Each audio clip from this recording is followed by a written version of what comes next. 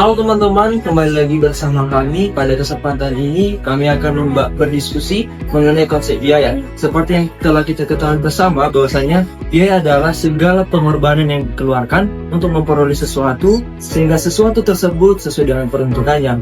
Nah, untuk sebelum kita bahas lebih lanjut, alangkah lebih banyak kami memperkenalkan diri dulu. Kami dari kelompok 3.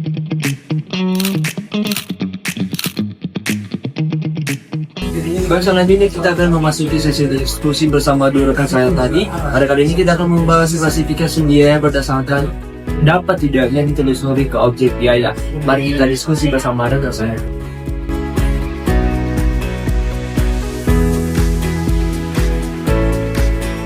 Baik, untuk memulai diskusi, saya ingin bertanya kepada teman-teman.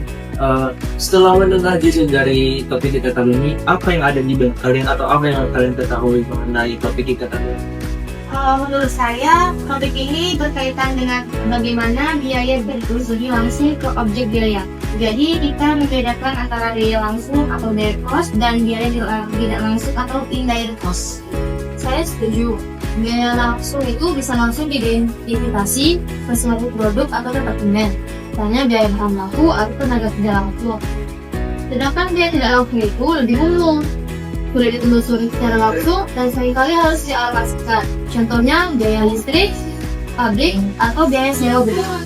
Oke, tepat sekali Dea. Jadi sekarang saya bisa paham, biaya cost itu adalah biaya yang bisa ditelusuri kepada tertentu. Sedangkan indirect cost itu harus dialokasikan terlebih dahulu. Karena dalam teks yang kita baca bersama, biaya tak langsung ini bahkan disebut sebagai common use cost, dan pengalokasiannya itu seringkali bersifat arbitrary atau sewenang-wenang, karena tergantung metode apa yang kita pilih, yang dipilih oleh perusahaan. Ya teman-teman, jadi sekian aku dapat kita klasifikasi terdapat dua ya teman-teman, yaitu biaya langsung dan biaya tidak langsung. Nah, untuk memperjelas mari kita masuk ke dalam contoh kasus. Misalnya nih, saya biasa memproduksi dua kali, yaitu kain, meja dan kursi. Nah, menurut teman-teman, biaya kain bisa untuk membuat dan meja itu termasuk kategori apa? Kalau menurut saya, biaya kayu itu dilarang untuk karena biaya kayu itu dari pemerintah. Salah satunya fungsi obat meja, karena kayu itu banyak sekali jenis fisiknya, dapat kita lihat persediaan awal untuk obat kayunya, dapat kita lihat juga berapa akhir dari persediaannya itu sendiri. Tapi saya kurang mengerti apa aja sih yang masuk ke biaya tidak langsung. Nah, untuk biaya yang tidak langsung itu, contohnya itu cuma jelas. Itu seperti biaya listrik yang dipakai untuk menggerakkan mesin pabrik. Itu termasuk biaya langsung karena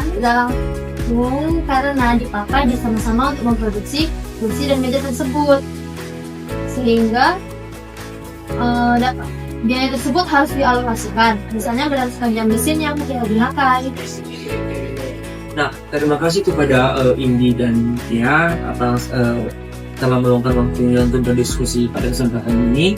Nah, semoga setelah ini kita lebih memahami pentingnya klasifikasi biaya dengan tepat agar informasi biaya yang dihasilkan lebih relevan untuk pengambilan keputusan manajemen. Sampai jumpa di diskusi berikutnya. Nah, dari diskusi ini kita memahami bahwasanya klasifikasi biaya berdasarkan dapat ditelusuri ke objek biaya. Terdapat dua kategori. Yang pertama yaitu biaya langsung, yang dimana dapat ditelusuri secara jelas ke suatu objek biaya, misalnya bahan baku dan tenaga langsungnya.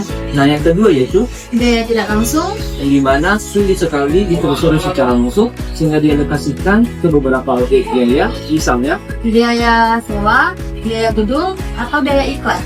Nah, contoh kasus kursi dan meja menunjukkan perbedaan nyata antara biaya kayu sebagai direct cost dan listrik sebagai indirect cost. Nah, teman-teman, dari diskusi tadi kami menyaranin kepada para pengusaha di luar sana bahwasanya yang pertama itu pahami biaya langsung dan tidak langsung, yang kedua yaitu identifikasi biaya langsung dan tidak langsung, dan yang ketiga yaitu alokasikan biaya tidak langsung dengan menggunakan metode yang tepat. Nah, dari diskusi ini semoga kita dapat mengaplikasikan konsep biaya dalam kehidupan kita sehari-hari. Sampai jumpa di diskusi berikutnya. Tetap semangat dan berbagi pengetahuan.